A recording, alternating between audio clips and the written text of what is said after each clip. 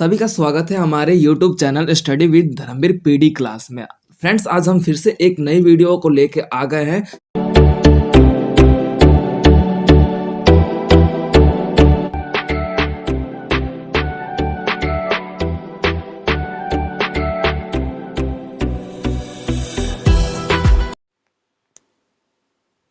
ठीक है, तो हम बात कर लेते हैं। ये आपका जो कोड है, सेकंड ईयर का पोल साइंस का कोड है बीपीएससी 133, जो कि आपका तुलनात्मक शासन और राजनीति पर डिपेंड है ये पूरा कोड। ठीक है, तो इस कोड की बेसिकली मैं कुछ पर्पस पे बात कर लूं कि ये कोड पर्टिकुलर है क्या। तो ये तुलनात्मक राजनीति और शासन पे डिपेंड है, जिसमें हम ये देखेंगे कि तुलनात्मक वर्ड होता क्या है। सिंपल लैंग्वेज में बोलूं कि तुलनात्मक वर्ड क्या होता है। जैसा कि मैं एक लैंग्वेज में बोलूं, तो जैसे ये आपका ए है और ये आपका बी है, तो इन दोनों के बीच कंपैरेटिव करने यानी कि तुलना करने की प्रक्रिया ही तुलनात्मक कहलाता है। और ये क्यों किया जाता है? ताकि इन दोनों के बीच क्या अंतर है, क्या डिफरेंट है, उस चीज को एनालिसिस करने के लिए हमें तुलनात्मक व्यवस्था की नीड होती है।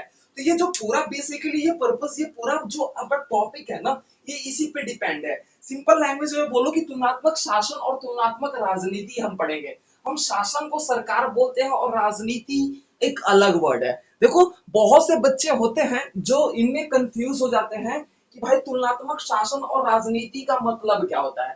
ठीक है, पहली बात तो ये है कि हमारी राजनीति है, यानी कि बोल सकते हो पॉलिटिकल पॉलिटिकल जो है, और ये सरकार का बोल सकते हो कि पॉलिटिक्स बोल सकते हैं या सरकार बोल सकते हो। यहाँ पर राजनीति, ये जो वर्ड होता है, बेसिकली हम ये देखेंगे कि सरकार जो है ना, राजनीति नहीं चलाती, लेकिन राजनीति सरकार चलाती है। जैसे कि बीजेपी सरकार है, ठीक है, लेकिन सरकार आने से पहले क्या हुआ? राजनीति आई ना, यानी कि राजनीति के अनुसार उन्होंने अपने सरकार बनाया, तब जाके वो सरकार चला रहा है। इट मीन्स क्या है कि राजनीति बड़ी होती है, सरकार छोटा होता है, यानी कि राजनीति बड़ा होता है और शासन छोटा होता है।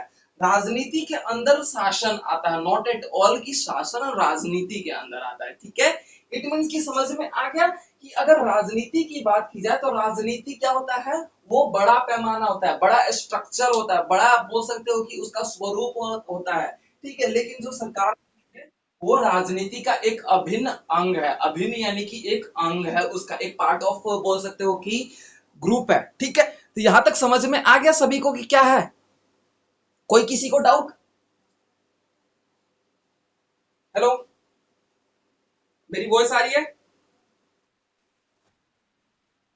ठीक है, हाँ, तो यहाँ पे देख लेना कि ये पूरा पूरा जो मैं आज एनालिसिस करवाने वाला हूँ वो इसी बेसिस पे है। ये आपका बुक है पूरा, तुलनात्मक शासन और राजनीति। ठीक है, तो हम इसी पे चर्चा करेंगे कि हमारा इसका मतलब क्या होता है। हम अपने कल फर्स्ट चैप्टर से स्टार्ट करेंगे। आज मैं पूरे चैप्टर का एनालिसिस करूंगी, कौन कौन से चैप्टर में आप क्या बेसिकली पढ़ने वाले हो। ठीक है, तो हमारा जो वर्ड है तुलनात्मक शासन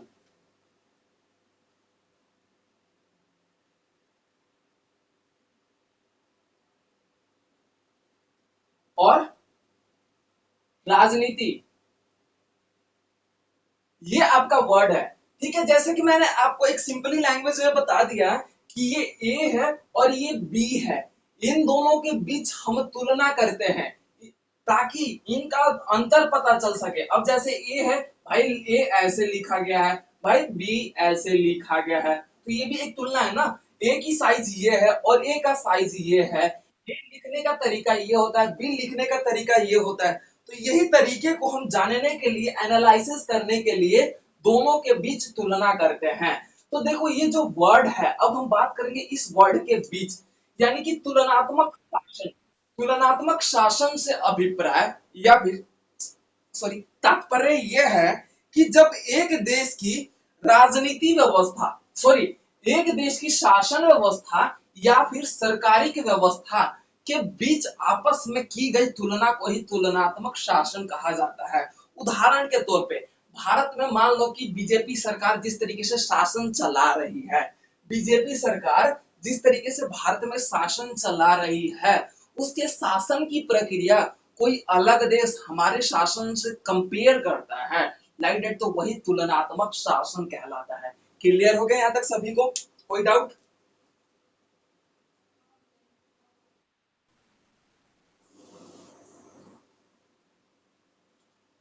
रोशनी आपको समझ में आ गया यहाँ तक?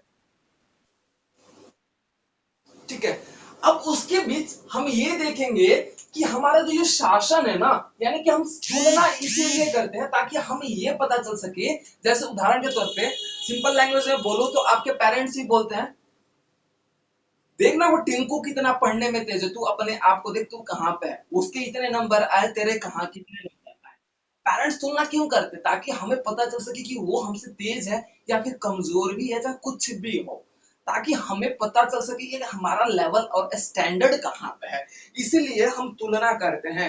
इसी व्यवस्था को हम तुलनात्मक शासन कहा जाता है। यानी कि जब एक देश की शासन व्यवस्था अन्य देश की शासन व्यवस्था के बीच की गई तुलना को ही तुलनात्मक शासन कहा जाता है। ठीक है। अब यहाँ पे राजनीति आ गया। अब राजनीति का भी डेफिनेशन क्या हो जाएगा? जब एक देश की राजनीति व्यवस्था, जिस तरीके से एक देश में राजनीति व्यवस्था चल रही है, उस राजनीति व्यवस्था की तुलना किसी अन्य देश की राजनीति व्यवस्था से हम बीच में की गई तुलना को ही तुलनात्मक राजनीति कहते हैं। यहाँ तक समझ में आ गया? तो ये पूरा जो आपका बुक है, ये इसी के बेसिस पे है, इसी के उस पे चलेगा। ये पूरा बुक आपके इसी पे डिपेंड है। ओके, तो हम चलेंगे अब बुक के एनालिसिस पे कि कौन कौन से इसमें चैप्टर हैं, वो क्या क्या चैप्टर्स, आप कौन से चैप्टर में क्या क्या पढ़ने वाले हो, तो उसके मीन्स के बारे में चलेंगे। ओके, तो हमारा फर्स्ट चैप्टर आ जाता है। यहाँ पे फर्स्ट चैप्टर कोई बताएगा कि क्या है?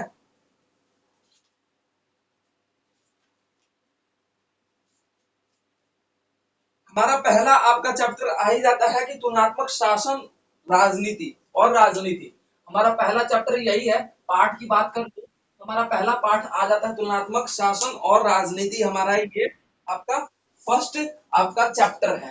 ठीक है, तो हम चैप्टर जैसे कि मैंने इसमें बता दिया, तो इस पूरे चैप्टर में एक क्वेश्चन बहुत ही मोस्ट इंपोर्टेंट क्वेश्चन है कि जो हर साल पूछता है कि तुलनात्मक शासन और राजनीति होता क्या है। What do you mean by comparative government and आपके पॉलिटिक्स। ठीक है, तो इसमें हम यही देखेंगे कि आपके कंपैरेटिव गवर्नमेंट क्या होता है और आपके पॉलिटिक्स क्या होते हैं। ठीक है, तो उसके बेसिस पे हमारा ये पूरा आपका फर्स्ट चैप्टर है। जैसा कि मैंने बता दिया कि तुलनात्मक शासन का मतलब क्या होता है, तुलनात्मक राजनीति का मतलब क्या होता है।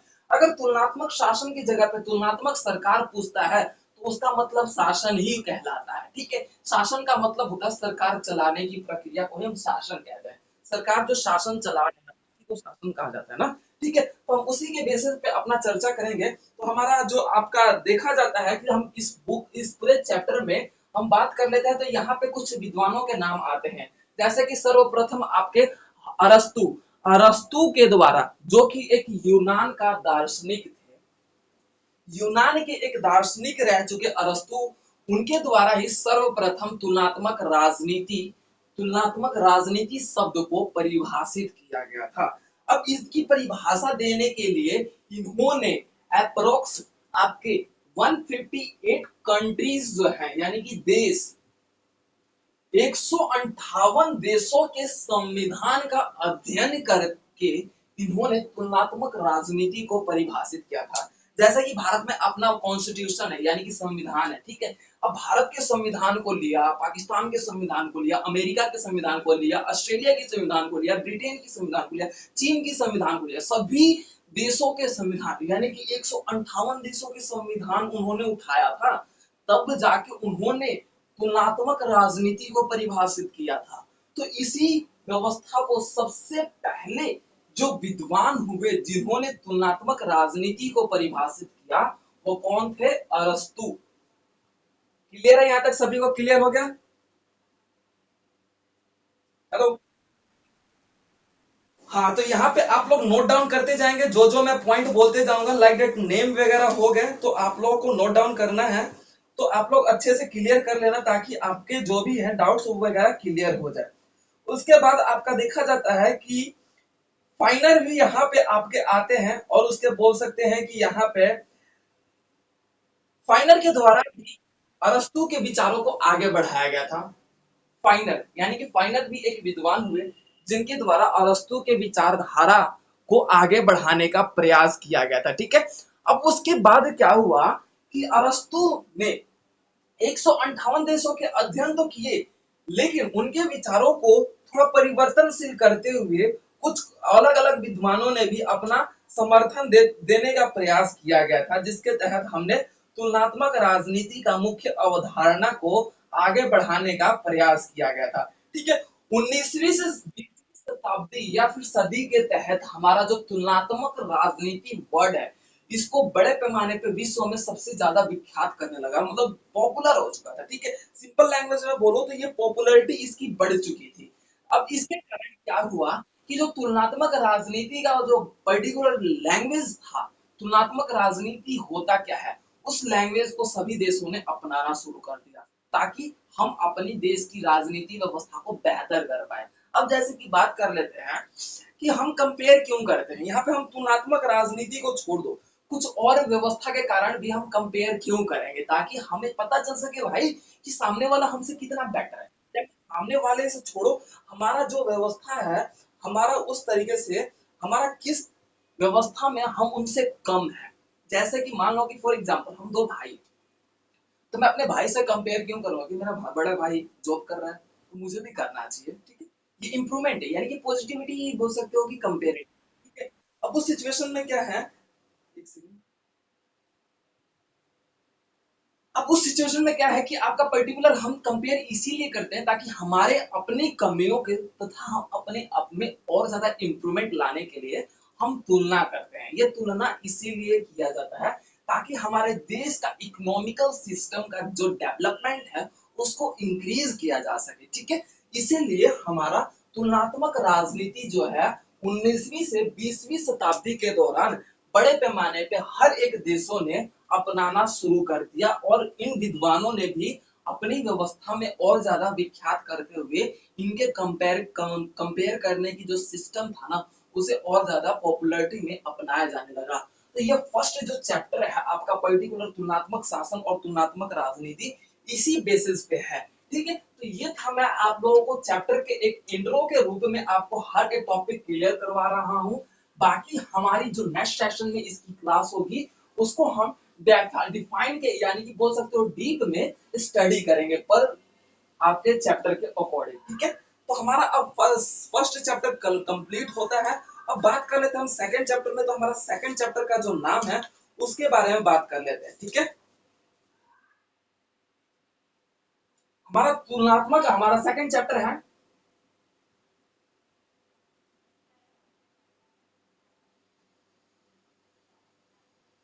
तुलनात्मक राजनीति।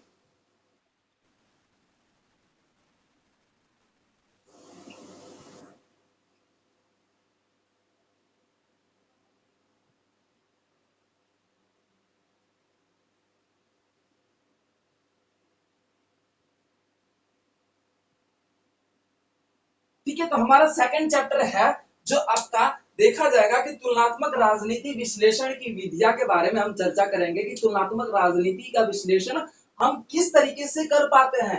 यानी कि विश्लेषण का मतलब होता है कि एक्सप्लेनेशन कैसे कर पाते हैं, कैसे हम तुलनात्मक राजनीति व्यवस्था को अपना पाते हैं। तो उसकी विधिया विधिया मतलब बोल सकते हो कि टाइप है, जैसे कि फॉर एग्जाम्पल हम बोलते हैं ना कि एक किसी भी कार्यक्रम का क्या विधि है, यानी कि किस तरीके से स्टेप बाय स्टेप है।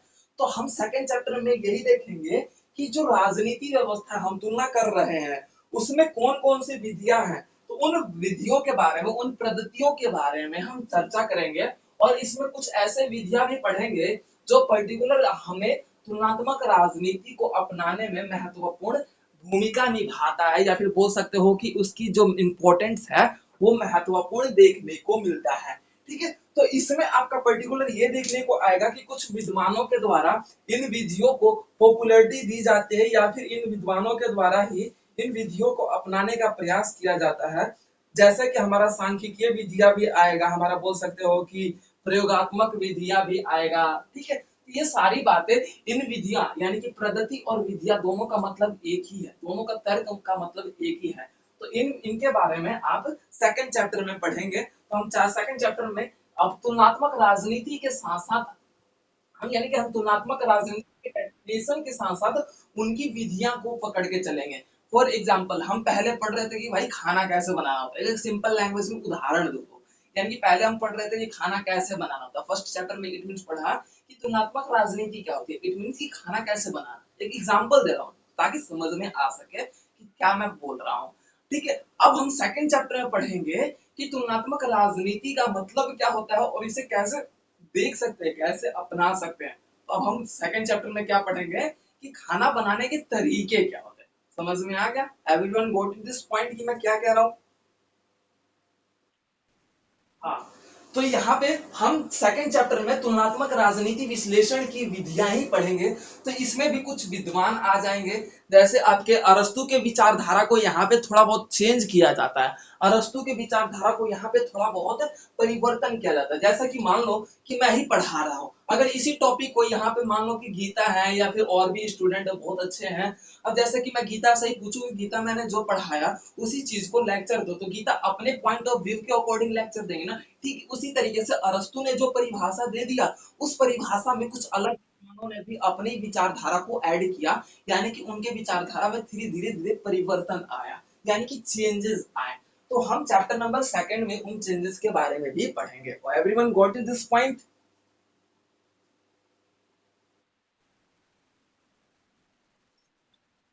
ठीक है, अब उसके बाद हमारा थर्ड चैप्टर क्या है?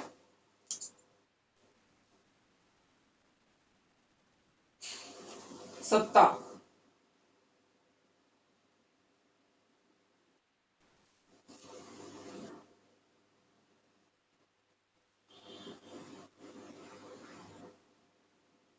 सत्तावादी और लोकतांत्रिक शासन हमारा ये आपका थर्ड चैप्टर है। यानी कि सत्तावादी और लोकतांत्रिक शासन का मतलब क्या होता है। पहली बात तो मैं ये बता दूं कि सत्तावादी का मतलब क्या होता है।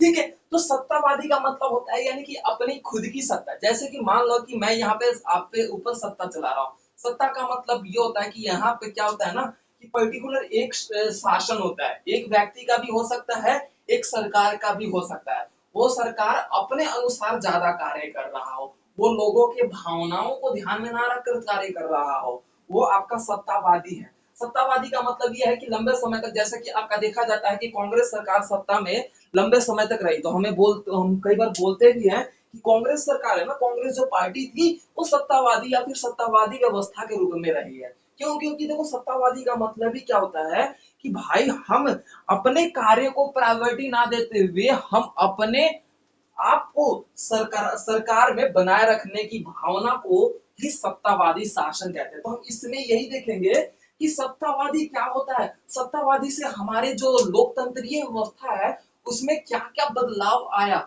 सत्तावादी से लोगों का जो भावनाएं है, लोगों के जो फ्रीडम्स है, लोगों के जो राइट्स है, उसमें क्या क्या चेंजेस आए, तो ये आपकी सत्तावादी व्यवस्था के रूप में देखने को मिलता है। ठीक है, तो हमारा ये सत्तावादी है। अब लोकतांत्रिक शासन आप बेटर तरीके से जानते होंगे कि लोकतांत्रिक शासन का मतलब क्या होता है। जहां पे लोगों का तंत्र हो, यहाँ पे लोगों का शासन हो, लोगों के भावनाओं, लोगों के बोल सकते हो कि लोगों द्वारा शासन किया जाता है, लोगों द्वारा ही सरकार का निर्माण किया जाता है, लोगों द्वारा सरकार का बहिष्कार भी किया जाता है, लोगों के द्वारा सरकार को खारिज भी करने का अधिकार लोकतंत्रीय व्यवस्था या फिर लोकतांत्रिक व्यवस्था के रूप में देखा जाता है। तो इन दोनों के बीच हम पूरा सत्तावादी शासन में हम पूर्ण रूप से आपका देखा जाएगा चैप्टर नंबर थर्ड में पढ़ेंगे कि इन दोनों के बीच क्या डिफरेंट है। और ये क्वेश्चन एक जरूर आता है कि सत्तावादी और लोकतांत्रिक शासन में अंतरों को परिभाषित करते हुए इनकी विचारधारा को वर्णन कीजिए। यह आपका क्वेश्चन जरूर आता है एग्जाम में। ठीक है, तो यहाँ तक समझ में आ गया सभी को? कोई डाउट? ठीक है, जितने भी स्टूडेंट है, जो फर्स्ट टाइमर स्टूडेंट है, जो आज पहली बार क्लास में ज्वाइन हुए हैं, मेरा कॉन्टैक्ट नंबर ऊपर लिखा होगा, आप लोग कॉन्टैक्ट कर लीजिए ताकि मैं अपने ग्रुप में ऐड कर लूँ। ठीक है, एंड चैनल्स भी लिखा है, तो आप चैनल्स पे भी देख लेना कि चैनल यूट्यूब चैनल का लिंक क्या है। ठीक है, और बाकी इसकी जो क्लास की वीडियो है मैं आपको यूट्यूब पे प्रोवाइड कर दूं ताकि आप एक बार में वीडियो देख, एक क्लास में देख के ना समझ पाओ तो वीडियो भी विजिट कर लेना ताकि अच्छे से क्लियर हो जाए कौन से चैप्टर में क्या पढ़ने वाले। ओके, नेक्स्ट चैप्टर क्या है?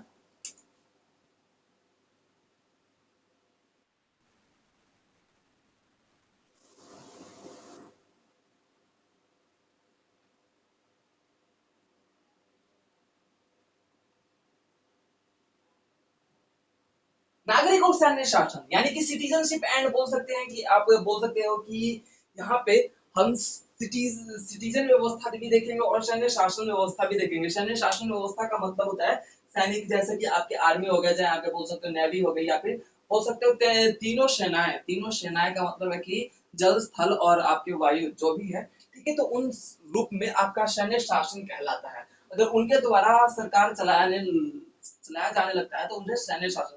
तो हम इसमें देखेंगे कि नागरिक शासन क्या होता है। नागरिक शासन में हम ये देखेंगे कि नागरिकों के द्वारा सरकार का निर्माण किया जाता है। नागरिक ही बोल सकते हो कि एक सरकार चलाने का दायित्व वो अपने आप में लेते हैं, ठीक है। नागरिक के बीच से ही कोई एक बोल सकते हो कि सरकार का मुखिया चुना जाता है। उदाहरण के तौर पे आपके प्रधानमंत्री हो गए, चाहे आपके बोल सकते हो कि जितने भी मुख्यमंत्री हो गए, वो सारे आपके बोल सकते हो नागरिक शासन के रूप में ही रहा है, ठीक है। यहाँ पे इट मीन्स कि यहाँ पे नागरिकता के रूप में नागरिक ही व्यवस्था के पूर्ण रूप से शासन कर रहा है, ठीक है। सैन्य शासन हम इसमें चैप्टर में पढ़ेंगे, चैप्टर नंबर 4 में पढ़ेंगे कि सैन्य शासन होता क्या है और सैन्य शासन लागू कब होता है। तो वो सारी बातें पढ़ेंगे। तो पहली बात तो बोल दो कि सैन्य शासन का मतलब होता है जब सैनिकों के द्वारा सरकार चलाया जाने लगे, सरकार का आधिपत्य सैनिकों के अधीन आ जाए। सरकार के द्वारा ही सैनिकों के द्वारा ही आपके सरकार का निर्माण और सरकार का देख परख, या फिर बोल सकते हो कि बिल पारित करना, सरकार का निर्माण करना, या फिर कोई कानून व्यवस्था लागू करना, जब सैनिकों के द्वारा निर्धारित किया जाने लगे, निर्धारित का मतलब यानी कंट्रोल किया जाने लगे, उनके द्वारा बोल सकते हो कि कोई भी व्यवस्था, कानून व्यवस्था लागू किया जाने लगे, तो वो आपका सैन्य शासन कहलाता है। उदाहरण के तौर पे पाकिस्तान हो गया आपका, ज्यादातर थोड़ा चीनी भी देखने को मिलता है, साउथ कोरिया भी देखने को मिलता है। साउथ कोरिया में तो आपका देखा ही होगा कि किम जोंग के द्वारा सैन्य शासन पर बल दिया जाता है, ठीक है। क्यों? क्योंकि यहाँ पे सैन्य शासन व्यवस्था पाई जाती है। तो यहाँ पे हम पूर्ण रूप से देखेंगे कि सैन्य शासन यानी कि जब सरकार का जो व्यवस्थाओं का, ये सरकार निर्माण की जो प्रक्रिया है उसमें सैन्य व्यवस्था का हस्तक्षेप हो और उसके द्वारा ही शासन चलाया जाता है, वो आपका सैन्य शासन। यहाँ तक क्लियर हो गया सैन्य शासन क्या होता है? Everyone got it this point?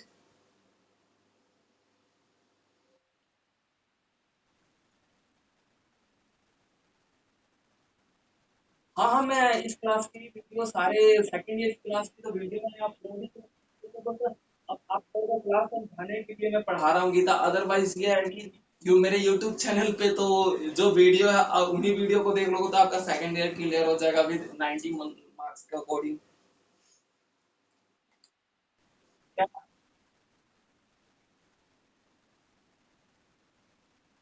Okay okay, कोई बात नहीं। और रही बात ये है कि सेकंड ईयर की तो क्लास सारी अपलोड कर रखी, बस ये है कि अब मेरे को स्टार्टिंग से फिर पढ़ाना है ताकि आप लोगों की भी सेकंड ईयर से थर्ड ईयर में ट्रांसफर कर सकूं मैं,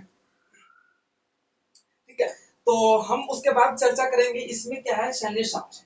तो हम इसमें बेसिकली फोर्थ चैप्टर में ये भी पढ़ेंगे कि सैन्य शासन लागू कब होता है। देखो, जब सरकार तानाशाही हो जाए, यानी कि सरकार अपने अनुसार कार्य करने लगे, तब सैनिक हस्तक्षेप करते हैं, तब जाके वो अपनी सरकार लाते हैं, यानी कि सैन्य सैन्य शासन व्यवस्था तब लागू किया जाता है। जब आतंकवादी किसी व्यवस्था पर, किसी देश पर आतंकवादी खतरा मंडराता है, तब जाके सैनिकों का शासन हो जाता है उस देश पे, और उस समय सैनिक ही देश को कंट्रोल करते हैं ताकि सुरक्षित रख सके देश को, ठीक है। अब उसके बाद जब हमारे संविधान और जब हमारे नागरिकता के व्यवस्था पर खतरा मंडराता है, तब भी सैन्य शासन व्यवस्था भारतीय सरकार में लागू हो जाता है, या फिर बहुत से देशों में लागू हो जाता है। तो मैंने लागू होने का कारण भी, सैन्य शासन व्यवस्था कब लागू होता है। Everyone got is this point? Okay, fifth chapter क्या है? फिफ्थ चैप्टर, हेलो, अच्छा, व्यवस्था उपागम, यही है ना शायद? नहीं नहीं नहीं नहीं, संसदीय और अध्यक्षीय प्रणाली।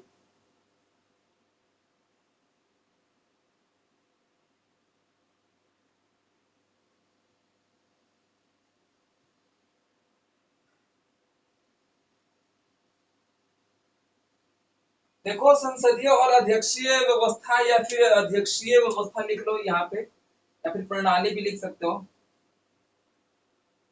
बुक का नाम, चैप्टर का नाम ही है।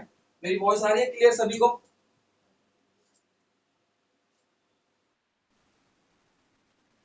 ठीक है, तो हमारा क्या है, संसदीय और अध्यक्षीय व्यवस्था। हम इसमें बोलेंगे कि संसदीय, इसमें एक क्वेश्चन मोस्ट इंपोर्टेंट क्वेश्चन पूछता है, हर साल पूछता है, हर साल, यानी कि ये 99.9% चांस होता है इस क्वेश्चन का आने का। संसदीय व्यवस्था तथा अध्यक्षीय व्यवस्था के बीच अंतरों को स्पष्ट कीजिए, ठीक है, या फिर परिभाषित कीजिए। ये क्वेश्चन जरूर आता है, और वो भी आता है 20 मार्क्स का आता है, ठीक है। तो देखो संसदीय व्यवस्था क्या होता है, संसदीय का जो स्वरूप है वो आपका देखने को मिलता है कि सरकार निर्माण का व्यवस्था संसदीय व्यवस्था का माना जाता है, ठीक है। यहाँ पे संसद के जो दोनों संसद के सदस्य होते हैं, जैसे आपका लोकसभा राज्यसभा, यहाँ पे उसका स्वरूप देखने को मिलता है, जिसके अंतर्गत हम ये देखेंगे कि यहाँ पे जो पूर्ण रूप से आपका देखने को मिलता है कि संसदीय व्यवस्था का स्वरूप हमारा देखने को मिलता है, ठीक है। और अध्यक्षीय व्यवस्था का मतलब होता है राष्ट्रपति शासन, अध्यक्षीय यानी कि अध्यक्ष, ठीक है। राष्ट्रपति शासन यहाँ पे देखने को मिलता है। अध्यक्षीय का नाम दूसरा आपका देखा रहता है निकनेम, यानी कि राष्ट्रपति शासन प्रणाली है ना, अध्यक्षीय व्यवस्था का स्वरूप है। यानी कि अगर क्वेश्चन में पूछा जाता है कि राष्ट्रपति प्रणाली से आप क्या समझते हैं या फिर अध्यक्षीय प्रणाली से आप क्या समझते हैं, दोनों का मतलब एक ही है। अध्यक्ष का मतलब होता है राष्ट्रपति, ठीक है। तो इस बात को ध्यान में रखना। तो यहाँ पे हम दोनों इस पूरे चैप्टर में हम संसदीय व्यवस्था का स्वरूप पढ़ेंगे, संसदीय व्यवस्था के साथ साथ हम अध्यक्षीय व्यवस्था का स्वरूप पढ़ेंगे कि अध्यक्षीय व्यवस्था किस तरीके से कार्य करता है, तथा संसदीय व्यवस्था में अध्यक्षीय व्यवस्था का रोल कैसा होता है, ठीक है। तो हम यही देखेंगे कि बेसिकली जो आपका राष्ट्रपति होता है ना, वो संसदीय व्यवस्था का बोल सकते हो कि सर्वोपरि माना जाता है, या फिर बोल सकते हो मुखिया के रूप में माना जाता है। अध्यक्षीय व्यवस्था में वो स्वयं मुखिया होता है, ठीक है। अध्यक्षीय व्यवस्था में राष्ट्रपति का स्वरूप देखने को मिलता है, राष्ट्रपति ही यहाँ पे मुखिया होता है, राष्ट्रपति ही कानून का निर्माण करता है, राष्ट्रपति के द्वारा ही सरकार चलाई जाती है, राष्ट्रपति के द्वारा ही निर्णय लिए जाते हैं, राष्ट्रपति के द्वारा ही स्वरूपों का निर्माण किया जाता है, राष्ट्रपति के अंदर ही यानी कि अध्यक्षीय प्रणाली के अंदर ही संसदीय व्यवस्था का स्वरूप देखने को मिलता है। तो ये आपका अध्यक्षीय व्यवस्था है ना, वो संसदीय व्यवस्था का ऊपर माना जाता है, या फिर बोल सकते हो कि सर्वोपरि माना जाता है, ठीक है। तो ये आपका चैप्टर नंबर 5 है, चैप्टर नंबर 5 में हम यही पढ़ेंगे। Okay everyone, got this point.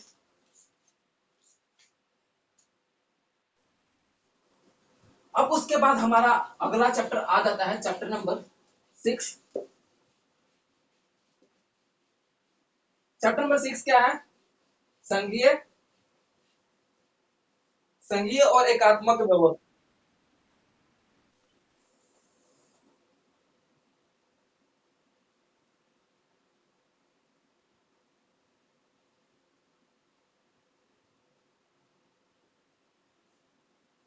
आपका चैप्टर नंबर ये 6 है।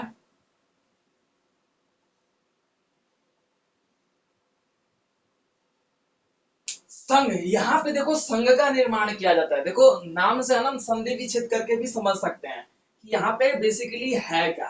तो यहाँ पे संघ का स्वरूप है, यानी कि यहाँ पे हम संघ बना के चलते हैं। यहाँ पे जो शासन होता है ना, वो संघों के अनुसार होता है। यहाँ पे जो सरकार बनती है ना, वो सभी को एक संघ के रूप में लेकर चलती है, सभी के भावनाओं, सभी जाति पाति, सभी धर्म अधर्म, इन सभी का ध्यान में रखते हुए हम संघ बना के, जैसे कि मान लो कि जैसे हम ग्रुप स्टडी कह सकते हैं, जैसे एक ग्रुप स्टडी की जाती है कि यहाँ पे बहुत से अलग अलग बोल सकते हो स्टैंडर्ड के बच्चे होते हैं, कोई पढ़ने में कमजोर होता है, कोई पढ़ने में तेज होता है, उन सभी का ग्रुप बना के हम स्टडी करते हैं, तो वो उसे ग्रुप स्टडी कहा जाता है ना। ठीक उसी प्रकार से संघीय व्यवस्था होता है, यानी कि यहाँ पे जो शासन व्यवस्था चलाई जाती है, जो आपके कानून व्यवस्था का निर्माण किया जाता है, वो एक संघ के अनुसार निर्धारित किया जाता है, या फिर बोल सकते हो कि एक निर्माणित व्यवस्था में संघ का स्वरूप देखने को मिलता है। अब उसके बाद एक आत्मक व्यवस्था है। एक आत्मक व्यवस्था का मतलब होता है एक आत्मक, यानी कि एक ही सरकार पाई जाती है। यहाँ पे तो संघ पाया जा रहा है, यहाँ पे सरकार एक ही पाई जाती है। यहाँ पे एक ही व्यवस्था के रूप में आपका देखने को मिलता है कि पूर्ण रूप से सरकार का निर्माण किया जाता है, सभी व्यवस्थाओं का पारित किया जाता है एक ही व्यवस्था के रूप में, ठीक है। अब इसके बीच मैंने तो अंतर बता दिया, अब इसके बीच हम इस चैप्टर नंबर 6 में ये भी पढ़ेंगे कि संघीय व्यवस्था कमजोर क्यों होता है और तथा लाभदायक क्यों होता है, और एकात्मक व्यवस्था स्ट्रॉन्ग क्यों होता है तथा इसकी हानियां क्या होती है। तो ये पर्टिकुलर हम इसमें पढ़ेंगे। तो देखो संघीय व्यवस्था का कमजोर होने का रीजन क्या है कि ये सभी की भावनाओं को ध्यान में रखता है, ये सभी को देख कर चलता है, जिसके कारण क्या है कि ये कमजोर पाया जाता है। ठीक है। अब इसमें क्या है, एकात्मक व्यवस्था। भाई एक ही व्यवस्था के रूप में सरकार है, या फिर एक ही सरकार के पास सारी पावर है, तो भाई ये स्ट्रॉन्ग पाए जाएंगे ना। अब मान लो कि सिंपल सा लैंग्वेज बोलूं, तो ये मान लो कि मेरे पापा जी के दो बेटे हैं, जैसे कि एक मैं हो गया, एक मेरा भाई हो गया। हमारे पापा की मान लो कि हमने, सीधी सीधी बात है कि मान लो कि यहाँ पे एक स्टूडेंट कोई बोले अपना नाम, चलो यहाँ पे रोशनी है, यहाँ पे रोशनी है, रोशनी के पास 100 रुपए है, ठीक है। और जैसे कि मेरे पास और मेरे भाई के पास मेरे पापा ने मतलब हमें 100 रुपए दिया। तो अगर मान लो कि हम 100 रुपए को टुकड़ों में बांट दे, जैसे कि मी एंड माई ब्रदर, 50-50 रुपए। अब ये बताओ कि सबसे ज्यादा पैसे किसके पास है? Anyone tell me. तो समझ में आ गया एकात्मक व्यवस्था क्यों स्ट्रॉन्ग पाई जाती है? क्लियर हुआ? एकात्मक व्यवस्था इसीलिए कमजोर, सॉरी, स्ट्रॉन्ग पाई जाती है, क्यों? क्योंकि सारी जो सत्ता की शक्तियां है ना, ये एक ही व्यवस्था के रूप में रहता है, एक ही व्यवस्था के रूप में रहता है। और यहाँ पे क्या होता है, इसे बोल सकते हो संघीय व्यवस्था, जिसके कारण शक्तियों का विभाजन हो जाता है, शक्तियों का बिखराव हो जाता है। ठीक है, क्लियर है? समझ में आ गया?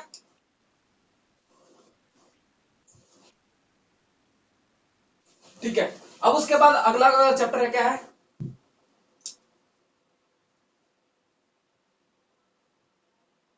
अब ये चैप्टर का नाम क्या है?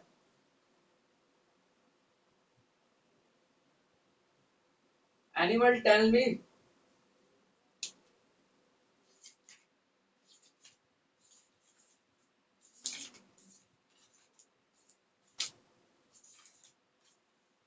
राजनीतिक दल और दलीय,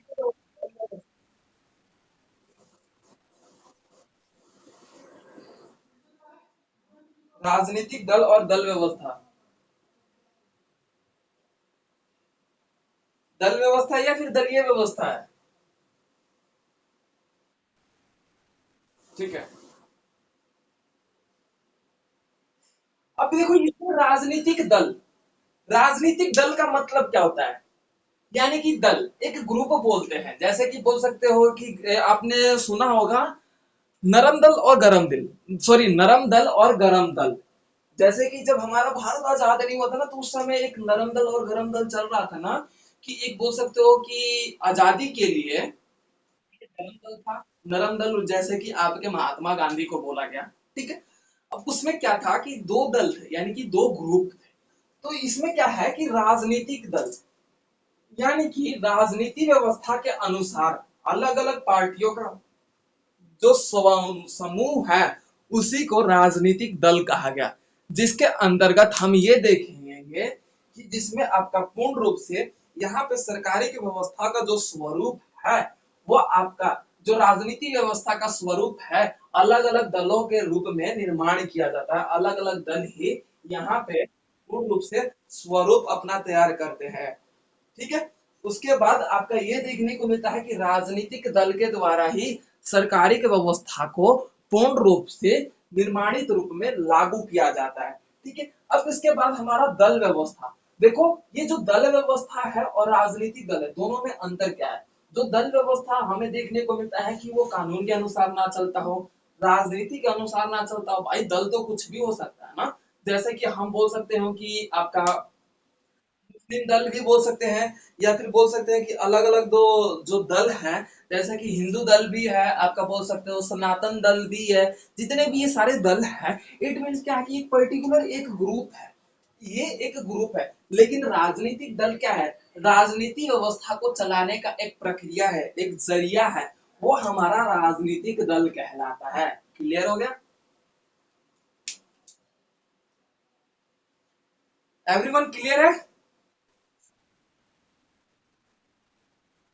ठीक है। हाँ, कोई बात नहीं। देखो राजनीतिक दल का मतलब क्या होता है ना रोशनी, इसमें क्या होता है कि जैसे कि हमारे भारत सरकार में ही, बीजेपी सरकार में अलग अलग दल है। जैसे कि आप बोल सकते हो कि केजरीवाल का दल है, आपका बोल सकते हो कि कांग्रेस का दल है, आप ममता बनर्जी का दल है, बीजेपी सरकार का दल है। ठीक है, ये दल है। ठीक है, तो ये दल क्या करते हैं, राजनीति, वो इनका मोटिव क्या होता है, राजनीति, अपनी पार्टी को लागू करना, अपने सरकार का निर्माण करना, अपने सरकार की व्यवस्थाओं को आगे बढ़ाना, इनका एक मात्र लक्ष्य होता है। ठीक है, और ये जो दल व्यवस्था है ये अलग है। इनका क्या लक्ष्य होता है, अपने अनुसार जो बनाए गए समूह है उनको ध्यान में रखते हुए अपने कार्य को आगे बढ़ाना। जैसे कि मान लो कि किसान दल था, यानी कि किसान आंदोलन हुआ था, तो किसानों का दल है वो बना था ना, बना था। अब जैसे कि आपने आर्मी के रूप में देखा गया कि अग्निपथ, सॉरी, अग्निवीर जो चला था, जो आंदोलन, उसके रूप में भी वहां पे क्या देखने को मिला कि उनका अलग दल है। तो ये जो दल होता है वो दल किसी भी प्रकार का हो सकता है, वो किसी भी कारणवश बनाया गया एक समूह हो सकता है। लेकिन जो राजनीतिक दल होता है, राजनीतिक या फिर सत्ता को चलाने के लिए ही राजनीतिक दल का निर्माण किया जाता है। क्लियर है, तो हम चैप्टर नंबर 7 में यही पढ़ेंगे कि राजनीतिक दल और दलीय व्यवस्था के बीच अंतरों को स्पष्ट कीजिए। ये आपका क्वेश्चन बनता है चैप्टर नंबर 7 से, ये आपका क्वेश्चन आ भी सकता है। ठीक है, क्लियर है। ओके, नेक्स्ट चैप्टर क्या है, दबाव समूह। दबाव समूह यही है ना। ओके, देखो जिसे हम बोलते हैं प्रेशर ग्रुप, यानी कि प्रेशर, जैसे कि आपने एक सिंपल सा लैंग्वेज देखा होगा कि कुकर की सीटी बजती है, कैसे बजती है भाई, प्रेशर के कारण ही बजती है ना। जब तक उसमें प्रेशर नहीं बनता, या फिर जैसे बोल सकते हैं कि जो वो सीटी के थ्रू जो उसमें एयर पास होती है, ठीक है, तो वो अगर नहीं, अगर तब तक नहीं अगर उसमें प्रेशर बन रहा तो इट मीन्स वो सीटी नहीं बजाता। ठीक है, तो इट मीन्स क्या है कि प्रेशर ग्रुप का मतलब क्या है कि जब हम किसी भी कार्य को करने के लिए, सर देखो, दबाव समूह का मतलब एक ही है कि जब अपनी इच्छाओं को पूरा करने के लिए, चाहे वो निजी भी हो सकता है या फिर सामाजिक कल्याण भी हो सकता है, ठीक है, तो उसके लिए हम क्या करते हैं, सरकार पर दबाव डालते हैं, उसी प्रक्रिया को हम दबाव समूह कहते हैं। उदाहरण के तौर पे जैसे कि आपने किसान आंदोलन देखा था, वो दबाव समूह था, आंदोलन नहीं था, वो दबाव समूह था। अब ये दबाव समूह क्या करते हैं, अपने इच्छाओं को पूरा करने के लिए तथा अपने कल्याण के लिए सरकार को दबाव डालते हैं कि इसके हमारे लिए कानून व्यवस्थाओं का निर्माण किया जाए, उसे ही दबाव समूह कहा जाता है। तो चैप्टर नंबर 8 में पूरा आपका दबाव समूह ही पढ़ेंगे कि दबाव समूह का मतलब क्या होता है और इनकी व्यवस्थाओं के कारण सरकार में क्या क्या परिवर्तन आते हैं। देखो, एक बात एक सिंपल लैंग्वेज में बोल दूंगा तो हर एक टॉपिक जो है, हर एक दबाव, हर एक प्रेशर जो है पहले लिमिटेड होता है, लिमिटेड यानी कि मतलब सीमित होता है। ठीक है, और बोल सकते हो कि पहले क्या है, अहिंसा होता है, अहिंसा यानी कि लड़ाई झगड़ा नहीं होता दबाव समूह में। लेकिन मान लो कि जिस व्यवस्था के रूप में दबाव डाला जा रहा है सरकार के ऊपर, जैसे कि मान लो कि अग्निवीर ही दबाव डाल रहा था सरकार के ऊपर, तो जैसे कि मान लो कि सरकार ने उनके बातों को नहीं मान रहा था, भाई उनकी बोल सकते हो कि इंतजार का जो बांध बनाया था वो टूटता हुआ जा रहा था।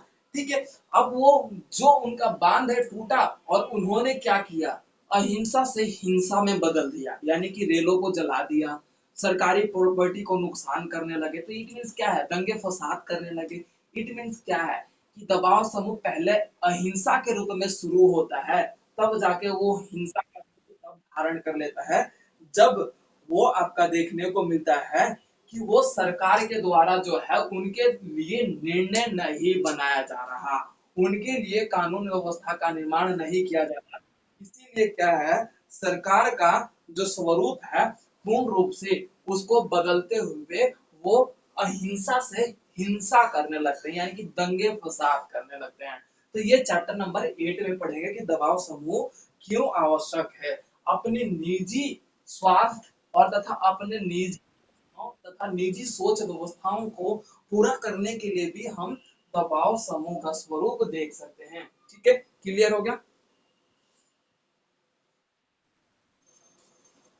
Okay, next chapter.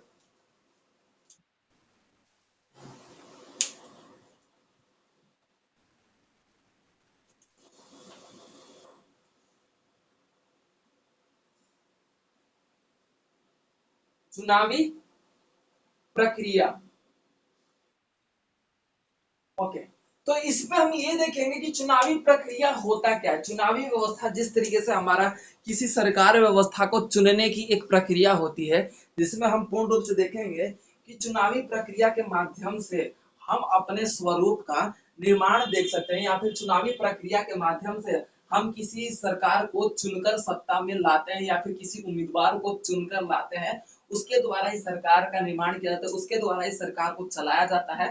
तो चुनावी प्रक्रिया जिस तरीके से एक हम किसी भी सत्ताधारू व्यवस्था के रूप में हम किसी भी व्यक्ति को चुनकर अपने रूप में, अपने व्यवस्थाओं के रूप में जब हम उसे सामने लाते हैं ताकि हमारे लिए वो शासन करे, तथा इसमें ये देखने को मिलता है कि चुनावी प्रक्रिया में चुनाव आयोग का स्वरूप देखने को मिलता है। चुनाव आयोग जिसके द्वारा चुनाव का पूरा देख रेख किया जाता है कि इस देश में इतने क्षेत्र में ये चुनाव होने चाहिए, तो वो चुनाव आयोग करवाता है। ठीक है, तो चुनावी प्रक्रिया में हम चुनावी व्यवस्थाओं का स्वरूप देखेंगे, जिसके अंतर्गत यहाँ पे सरकार का निर्माण करना तथा सरकार को चुनकर लाना, किस तरीके से लोकतांत्रिक व्यवस्था में चुनावी प्रक्रिया का स्वरूप देखने को मिला, ये सारा हम चैप्टर नंबर 9 में पढ़ेंगे। Okay, next chapter.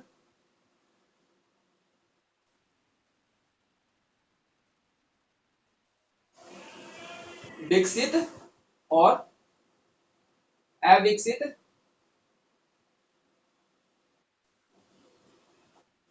विकसित और अविकसित। अच्छा, विकास से लिख लो चाहे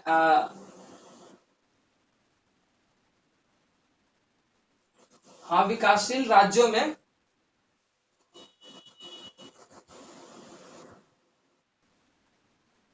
अच्छा, देशों में राज्य है। अच्छा अच्छा अच्छा।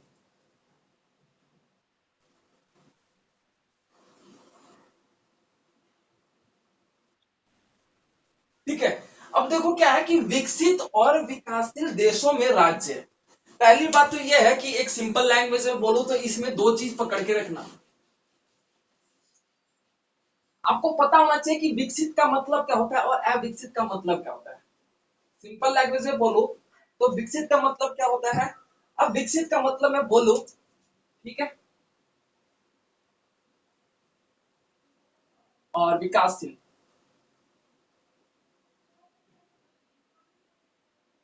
और यहाँ पे एक अविकसित।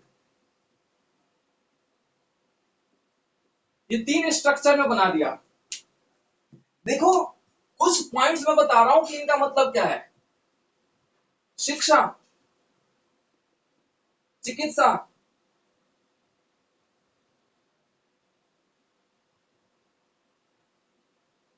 उद्योग,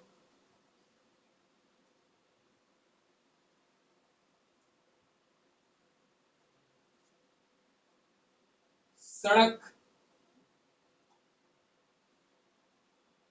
परिवहन।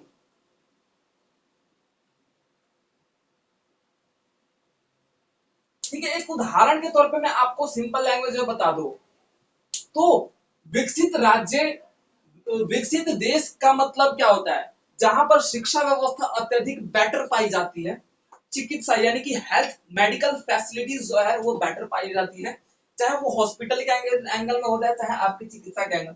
वहां पे उद्योग अत्यधिक पाए जाते हैं, जैसे जापान हो गया, अमेरिका हो गया, चीन हो गया, रूस हो गया, ये जितने भी है, अब जर्मनी हो गई, यहाँ पे क्या है भाई, चिकित्सा भी बेटर है, शिक्षा भी बेटर है, उद्योग भी बेटर है, परिवहन और सड़क परिवहन सब बेटर है, तो जिसके कारण वो विकसित देश कहलाते हैं। अब उन देशों के जो राज्य हैं भाई वो भी बेटर पाएंगे ना, क्यों, क्योंकि देखो क्या है, हमारा चैप्टर का नाम क्या है, विकसित और सॉरी विकासशील देशों में राज्य, यानी कि जो विकसित देश के जो राज्य हैं उनमें शिक्षा, चिकित्सा, उद्योग, सड़क परिवहन, ये सारे जो टॉपिक है ना वो पाए जाते हैं, तभी वो विकसित देश के राज्य कहलाएंगे। और विकासशील देश, भाई विकासशील जैसे आपका भारत हो गया, ठीक है, नेपाल हो गया, भूटान हो गया, ठीक है, ऑस्ट्रेलिया हो गया, ये जितने भी आपके देश है ये आपके विकासशील है, यानी कि भाई ये ना अत्यधिक विकसित है और ना अविकसित है, ये मिडिल टर्म में आते हैं, यानी कि ये बीच वाले होते हैं, ना इनका विकास हो चुका पूर्ण रूप से,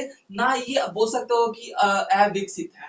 तो इसमें क्या है, शिक्षा के ऊपर ध्यान दिया जा रहा है। विकसित विकासशील देश के जो राज्य हैं उन पर शिक्षा के ऊपर ध्यान दिया जा रहा है, चिकित्सा के ऊपर ध्यान दिया जा रहा है, धीरे धीरे उसमें डेवलपमेंट लाई जा रही है। ठीक है, उद्योग में ध्यान दिया जा रहा है, सड़क परिवहन को बनाया जा रहा है, यानी कि कंटिन्यूस प्रोग्रेस लिखा रहता है ना। जैसे आपने देखा होगा बाहर निकलते होगे मेट्रो का वर्क होता है तो आप लोगों ने देखा होगा कि वर्क इज प्रोग्रेस लिखा है ना, कि यानी कि कार्य प्रगति पर है। इट मीन्स क्या है कि जो विकसित विकासशील देश के राज्य है ना, उनमें ये सारे पॉइंट्स जो हैं उन पे पर्टिकुलर वर्क हो रहा है। ठीक है, तो ये आप चैप्टर नंबर 10 में पढ़ेंगे कि विकसित और अविकसित राज्य के देश के जो राज्य हैं उनमें क्या पाए जाते हैं और किस तरीके से उनमें क्या कमियां हैं। तो ये पर्टिकुलर मैंने ये सारी बातें पढ़ा रखा है, यूट्यूब चैनल पे आप लोग विजिट करके देख सकते हो। ये सारे टॉपिक्स मैं क्लियर करवा चुका हूँ, बस ये है कि आप लोगों को फिर से वही रिपीटेड अगेन कराना है। तो इस तरीके से हमारा ये जितना भी है टॉपिक कवर हो चुका है, आप लोग वहां पे भी देख के समझ सकते हो। अब बात कर लेते हैं यहाँ पे चैप्टर नंबर 10 में ये अविकसित मैंने आपको इसलिए जोड़ दिया ताकि आपको पता चल सके। अब अविकसित देश राज्य वह राज्य होंगे जहां पे भाई शिक्षा व्यवस्था नहीं पाई जाती, बेटर पाया ही नहीं जाता कुछ भी। मतलब शिक्षा व्यवस्था जैसे कि आज देख ले सकते हैं हम, बिहार है वो अविकसित है, यानी कि उसका विकास नहीं है भाई, विकासशील भी नहीं है, वो अभी अविकसित की श्रेणी में है। यानी कि भाई वहां पे जैसे आपके बोल सकते हो असम के क्षेत्र है, त्रिपुरा हो गया, मिजोरम हो गया, आइजोल हो गया, जितना भी है वो आपके अविकसित है। वहां पे आज भी चिकित्सा बेटर नहीं पाया जाता, शिक्षा भी बेटर नहीं पाया जाता, उद्योग का तो नामो निशान नहीं है। ठीक है, सड़क, अब असम और इतने पहाड़ी क्षेत्रों में सड़क परिवहन है ही नहीं जिसके कारण उद्योगों की व्यवस्था या फिर कंपनियां स्थापित की जा सके, तो वो आपके अविकसित राज्य कहलाते हैं। क्लियर हो गया?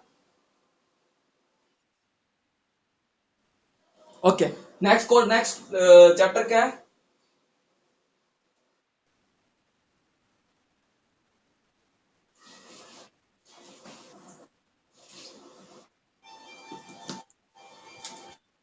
चैप्टर नंबर 11, राज्य, नागरिक, समाज, संबंध। हम इसमें ये देखेंगे कि इसमें से देखो सिंपल लैंग्वेज बोलूं ना, तो इसमें से कुछ क्वेश्चन पुट आउट नहीं होता। मैं एक लैंग्वेज बोल तो इसमें से क्वेश्चन पुट आउट नहीं होता। देखो इसमें हम देखेंगे कि राज्य, नागरिक, समाज, यानी कि एक राज्य है उसमें नागरिक पाए जाते हैं और नागरिक जो है एक समाज व्यवस्था का समरूप पाया जाता है। यानी कि समाज है नागरिकों से बना हुआ है और नागरिक एक समाज का निर्माण करता है। सिंपल लैंग्वेज में बोलो तो ये देखो पहले क्या है, नागरिक, ये समाज का निर्माण करता है। नागरिक समाज का निर्माण करता है और समाज एक राज्य का निर्माण करता है। स्ट्रक्चर समझ में आ गया क्या मैं बोल रहा हूँ?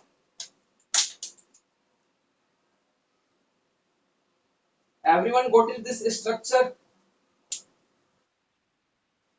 यानी कि एक नागरिक है, एक नागरिक नहीं, यानी कि नागरिकों की संख्या एक समाज का निर्माण करती है और समाज का निर्माण होने के बाद एक राज्य का निर्माण होता है। तो हम इसमें यही देख लेंगे कि एक राज्य है, एक नागरिक है, किस तरीके से अलग अलग नागरिक अलग अलग धर्म के, अलग अलग जाति धर्म के नागरिक होते हैं हमारे समाज में। जैसे कि बात कर ले जाता है, हमारे ये समाज ले लेते हैं, फॉर एग्जाम्पल ये समाज है, समाज में भाषा, वेशभूषा, ठीक है, उसके बाद जाति, धर्म, मतलब इन सभी प्रकार के लोग पाए जाते हैं। ठीक है, एक समाज में, और ये समाज नागरिकों का है। यानी कि ये नागरिक इस तरीके से पाए जाते हैं एक समाज के निर्माण के लिए, और ये समाज जो है एक राज्य का निर्माण करता है। जैसे कि मान लो कि आपका दिल्ली है, चाहे आप बिहार ही ले लो, चाहे दिल्ली ही ले लो, दिल्ली आपका बोल सकते हो कि कैपिटल है या फिर बोल सकते हो राज्य भी है। तो जिस तरीके से आपका देखा जाता है दिल्ली है, दिल्ली में नागरिक रहते हैं और अलग अलग जाति, धर्म, वेशभूषा और बोल सकते हो कि धर्म, अधर्म और भाषा और संस्कृति के लोग पाए जाते हैं। तो वो नागरिक एक समाज का निर्माण कर दिए, ठीक है, और वो समाज एक राज्य का निर्माण कर दिया। तो ये आपका चैप्टर नंबर 11 था जो पूर्ण रूप से इसी पे डेडिकेटेड है। क्लियर हो गया एवरीवन?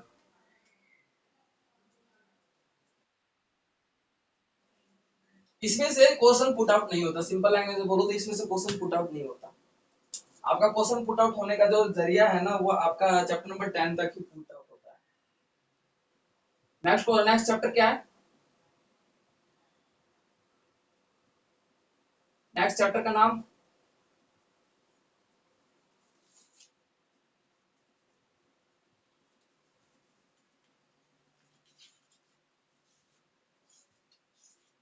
हेलो,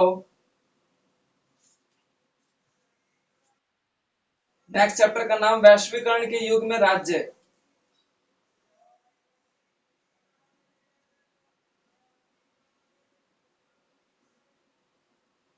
वैश्वीकरण के युग में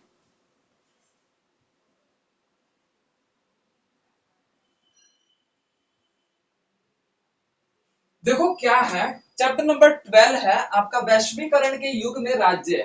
ये जो है ना पर्टिकुलर, इसमें ये देखने को मिलेगा कि वैश्वीकरण का मतलब क्या होता है। देखो वैश्वीकरण का मतलब सिंपली लैंग्वेज में पूछो तो इसमें वैश्वीकरण पूछता है कि वैश्वीकरण शब्द से आपका क्या तात्पर्य है तथा एक राज्य का निर्माण करने में वैश्वीकरण की क्या भूमिका है, अपने शब्दों में परिभाषित कीजिए। ये एक क्वेश्चन बन सकता है, ठीक है। ज्यादातर पूछता है कि वैश्वीकरण की परिभाषा को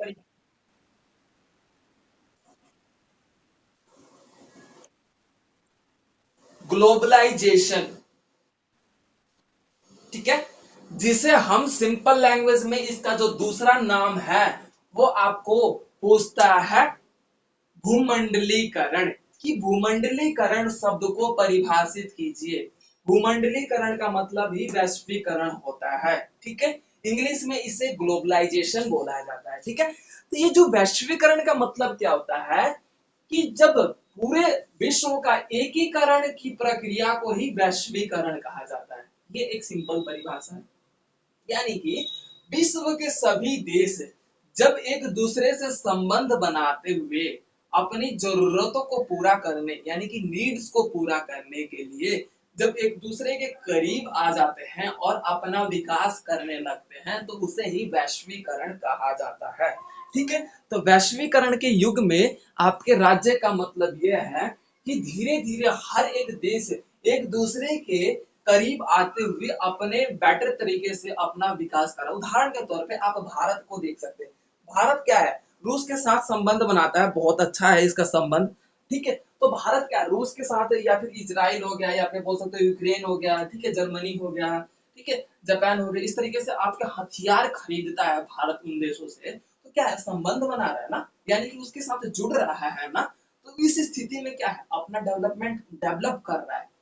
किस रूप में, अपने ताकत को, यानी कि बोल सकते हो कि अपने जो बोल सकते हो सोर्स ऑफ आपका बोल सकते हो वेपन्स है उससे मजबूत मजबूत कर रहा है, जिसके कारण क्या है, भारत अपना विकास कर रहा है। तो वैश्वीकरण के युग में राज्य का मतलब यही है कि जब अब धीरे धीरे आधुनिक समय में हर एक देश दूसरे देशों के साथ जुड़कर अपना विकास करने के रूप में आगे बढ़ रहे हैं। तो ये चैप्टर नंबर 12 था। तो अब बात कर लेते हैं चैप्टर नंबर 13 का। चैप्टर नंबर 13 का नाम क्या है?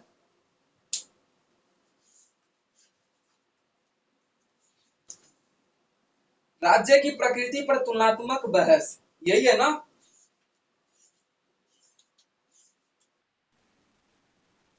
राज्य की प्रकृति पर तुलनात्मक बहस है।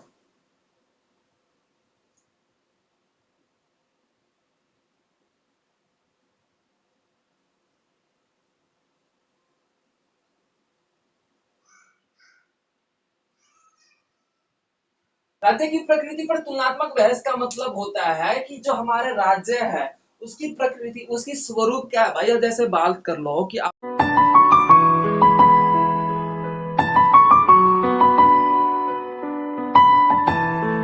तो वीडियो को like comment share and subscribe करना ना भूलें।